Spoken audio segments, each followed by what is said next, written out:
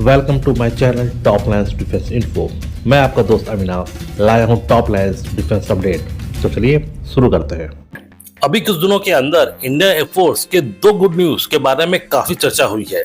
जैसा कि आपको पता है, पिछले कई सालों से इंडियन एयरफोर्स अपनी घटती हुई स्क्वाड्रन के कारण काफी परेशानी फेस कर रही थी और उसके ऊपर एचएल की लेट डफीती एयरफोर्स की परेशानियों को और बढ़ा रही है। वो तो इंडियन एयरफोर्स का थोड़ा लक काम कर रहा था, जिसकी वजह से Indian prime minister Narendra Modi के द्वारा इमरजेंसी प्रोक्योरमेंट के तहत फ्रांस से 2016 में 36 राफेल फाइटर की डील साइन की जाती है, जो कि 2022 तक इंडियन एयरफोर्स को मिल भी जाती है। तथा इसके अलावा भी इंडियन एयरफोर्स अपने Su-30 MKI को लोकली अपग्रेड करती रहती है, जिसके कारण Su-30 MKI आज के टाइम के चैलेंजेस को इजिली हैंडल करने के लायक है। इंडियन एयरफोर्स सैंक्शन 42 स्क्वाड्रन के मुकाबले अभी केवल 31 स्क्वाड्रन से काम चला रही है, जो कि अभी बहुत ही जल्द 29 स्क्वाड्रन होने जा रही है। तो उसके बाद इंडियन एयरफोर्स पाकिस्तान एयरफोर्स के स्क्वाड्रन की संख्या 25 के मुकाबले बस थोड़ी ज्यादा ही हो जाएगी, जो कि किसी भी लिहाज से अच्छी खबर नहीं है। और वो भी तब जब चाइना की एयरफोर्स 60 स्क्वाड्रन को ऑपरेट कर रही है, जिसमें 5th जनरेशन के एयरक्राफ्ट भी शामिल है। ये तो हमारी इंडियन एयरफोर्स का दम था कि इतने कम संसाधन होने के बावजूद भी जिस तरह की ब्रेवरी ऑपरेशन सिंदूर के दौरान दिखाई, वो वाकई काबिले तारीफ थी। और इसमें एक सबसे बड़ा रोल राफेल फाइटर जेट का भी था, जिन्होंने पाकिस्तान के अंदर तक जाके स्कड मिसाइल के जरिए पाकिस्तान सपोर्टेड कई टेररिस्ट कैंप को खत्म किया। और अब राफेल एयरक्राफ्ट की इन्हीं कैपेबिलिटी से इम्प्रेस होकर इंडियन एयरफोर्स ने एमआरपी डील के तहत 114 राफेल को खरीदने का प्रपोजल डिफेंस मिनिस्ट्री के समक्ष रखा है। और इनडायरेक्टली इन राफेल के लिए इंडियन गवर्नमेंट भी ओके है। इससे पहले जब भी एमआरपी डील को अनाउंस किया जाता था, तो उसमें कई देशों के द्वारा अपने अपने फाइटर जेट्स इवोल्यूशन के लिए भेजे जाते थे। लेकिन इस बार इंडियन एयरफोर्स ने हर बार होने वाले ट्रायल को दरकिनार करते हुए पहले से ही मौजूद राफेल के ऊपर भरोसा जताते हुए इसके एडवांस वर्जन राफेल F4 को खरीदने को बोल दिया है। हालांकि इसमें कोई आश्चर्य की बात नहीं थी कि इंडियन एयरफोर्स राफेल की तरफ ही जाएगी, क्योंकि इसके इंडिकेशन मिलने शुरू हो गए थे। जहां इंडियन एयरफोर्स के द्वारा 2 स्क्वाड्रन ऑपरेट करने के बाद इंडियन नेवी ने भी 26 राफेल मरीन को ही खरीदने की तवज्जो दी, तथा अभी कुछ दिनों पहले ही डसाल्ट तथा रिलायंस के जॉइंट वेंचर की हिस्सेदारी 51% तक खरीद के डसाल्ट कंपनी ने इस कंपनी की ओनरशिप भी हासिल कर ली है। और इसी कंपनी के तहत डसाल्ट मोस्टली राफेल्स का निर्माण इंडिया में ही करेगा। हालांकि शुरुआत के कुछ Rafale fighter jet directly France से बन के आ सकते हैं। इसके अलावा Dassault company already 2 MRO maintenance, repair and overhaul facility India में ही बनवाने पे काम भी शुरू कर चुका है, जिसमें एक फैसिलिटी इंडियन एयरफोर्स तथा इंडियन नेवी के राफेल की मेंटेनेंस को लुक आफ्टर करेगा, तो दूसरा इसमें लगने वाला M88 इंजन को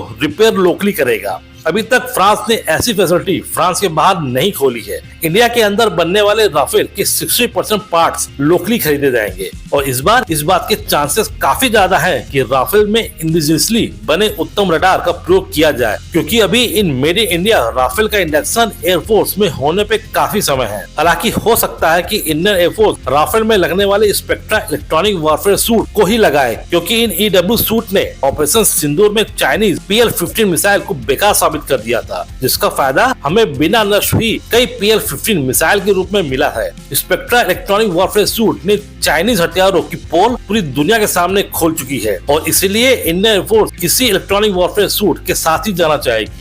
इन 114 राफेल का आना इसलिए भी फायदेमंद होगा, क्योंकि इंडियन एयरफोर्स को इसके और पायलट्स को ट्रेन करवाने के लिए फ्रांस नहीं भेजना पड़ेगा, जिससे फंड की बचत तो होगी, प्लस इन एयरक्राफ्ट का इंटीग्रेशन बाकी इंडियन एयरक्राफ्ट से इजीली हो जाएगा। और इसके साथ ही फ्रांस भी अपने बैकलॉग में पड़े हुए पेंडिंग राफेल के ऑर्डर को जल्द से जल्द मैन्युफैक्चर करने में हेल्प मिलेगी। तो वहीं दूसरी जो गुड न्यूज इंडियन एयरफोर्स के लिए आई है, वो मिनिस्ट्री ऑफ डिफेंस की तरफ से इनिशिएट की गई थी, और ये है इंडियन एयरफोर्स के लिए एक सुटेबल 5th जनरेशन के एयरक्राफ्ट की सप्लाई करवाना। और उसके लिए अभी कुछ समय पहले तक जहां रसिया ने अपने Su-57E को ऑफर किया था, तो वहीं यूएस के द्वारा F-35 को प्रेजेंट किया गया। हालांकि एचएल के द्वारा इंडिजिनियसली 5th जनरेशन के एयरक्राफ्ट पे काम काफी समय से किया जा रहा है, लेकिन वह 2035 से पहले इंडियन एयरफोर्स के अंदर नहीं दिख पाएगा। और जिस तरीके के सिक्योरिटी कंसर्न पाकिस्तान तथा चाइना की तरफ से मिल रहे हैं वे काफी कंसिडरेबल हैं, क्योंकि चाइना 200 के करीब J-20 को अपनी एयरफोर्स में ऑलरेडी इंडेक्ट करवा चुका है तथा जल्दी पाकिस्तान को भी 2026 तक J-35 से इक्विप करवा देगा। और इसी गैप को खत्म करवाने के लिए इंडियन एयरफोर्स ने Su-57 को एक अच्छा ऑप्शन बताया है, क्योंकि अभी के इंडिया और अमेरिका के रिलेशन तथा अमेरिकी F-35 के साथ जो शर्तें अमेरिका अटैच करता है वो इंडिया के हित में नहीं है। और इसीलिए अभी कुछ दिनों पहले ही इंडियन एयरफोर्स ने F-35 को ना बोल दिया है। और इसी ना के साथ अब ये ऑलमोस्ट कंफर्म हो चुका है कि रशियन Su-57 ही हमें भविष्य में इंडियन एयरफोर्स के फ्लीट में दिखाई देंगे। और रशिया भी इस डील को कंफर्म करने के लिए अपनी एक टीम इंडिया के HL के नासिक प्लांट को इंस्पेक्ट करने के लिए भेजने वाली है। HL का नासिक प्लांट पास्ट में रशिया के Su-30 MKI को लाइसेंस के तहत प्रोडक्शन करता आया है। सुखोई कंपनी के एक प्रोजेक्शन के अनुसार HL को Su-57 के लिए फिर से नया सेटअप नहीं लगाना होगा, जिससे सेटअप की कॉस्ट बच जाएगी। इसके अलावा Su-30 MKI को बनाने में लगने वाले टोटल टूल्स में से 70 से 80% टूल्स Su-57 को बनाने में रीयूज हो जाएंगे। केवल 20 से 30% ही नए टूल्स को खरीदना होगा। इसके अलावा HL के पास सुखोई के AL-31FP इंजन को बनाने की भी एक्सपर्टीज है, जिसका सीधा फायदा Su-57 में लगने वाले इसके एडवांस वर्जन AL-41F1S को बनाने में भी यूज हो सकता है। रसिया 60% तक इसको इंडियन मेड पार्ट से कस्टमाइज करेगी, तो वहीं Su-57 का सोर्स कोड भी देने को राजी है। रसिया का कहना है इन सबके होने के कारण वह अगले 3 साल के अंदर ही Su-57 का रोल आउट इंडियन एयरफोर्स के लिए कर देगी। इंडियन एयरफोर्स का इरादा कम से कम 3 स्क्वाड्रन मतलब 54 से 60 फाइटर जेट को खरीदने का है और बाद में वह बल्क में AMCA का इंडक्शन करके 5th जनरेशन वाले फाइटर जेट की संख्या अपने फ्लीट में बढ़ाना चाहेगी। इस डील से इंडिया तथा रसिया दोनों को ही फायदा होगा, क्योंकि जहां इंडिया को AMCA से पहले एक 5th जनरेशन के एयरक्राफ्ट की नॉलेज हो जाएगी, तो वहीं रसिया को भी इसको दूसरे देश को बेचने में हेल्प मिलेगी। क्योंकि ये बात सभी जानते हैं कि इंडिया जो भी खरीदता है वो काफी रिसर्च तथा टेस्टिंग करके ही लेता है।